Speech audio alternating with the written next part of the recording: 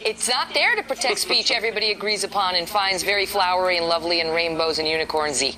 It's there to protect speech that may upset you, may be somewhat incendiary, because that's the speech that needs protecting. That's actually, DePaul, what we happen to stand for as a country. Okay, Ben, great to see you. You too.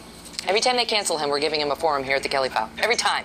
And then we're just going to let him talk. One of these, I'll just give him an hour. He can just talk. He can say whatever he wants to say for it took up 1 million people.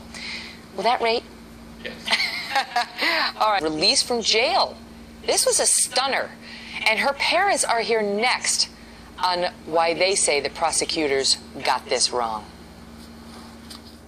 The death of Chandra Levy is because his 2010 conviction was based largely on the testimony of his former cellmate, Armando Morales, who told the jury that Guandique confessed to killing Levy. But numerous reports say a neighbor of Morales, named Susan Prowler, secretly recorded him weeks ago saying he made the whole thing up in exchange for better prison conditions. Now for Chandra's parents, Susan and Robert Levy, who have already endured a public investigation, lengthy trial, and intense media scrutiny, the nightmare of their daughter's murder has resurfaced. Or as Susan Levy says, quoting, "It kind of puts you back to the level of grief that you originally had." As for Robert Levy, he says regardless of the recordings, he is still convinced Guandique is the killer and that lead detectives on the case agree with him. He also questions Prowler's intentions, asking, quote, "Who is this woman? What is her motivation for doing this? The case is already solved. You have to wonder why a person would do that."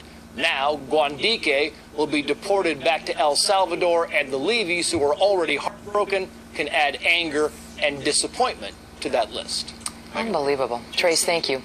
Joining me now, Chandra Levy's parents, Susan and Robert Levy. Thank you both so much for being here on what is obviously a difficult matter for you. Let me start with you on this, Susan.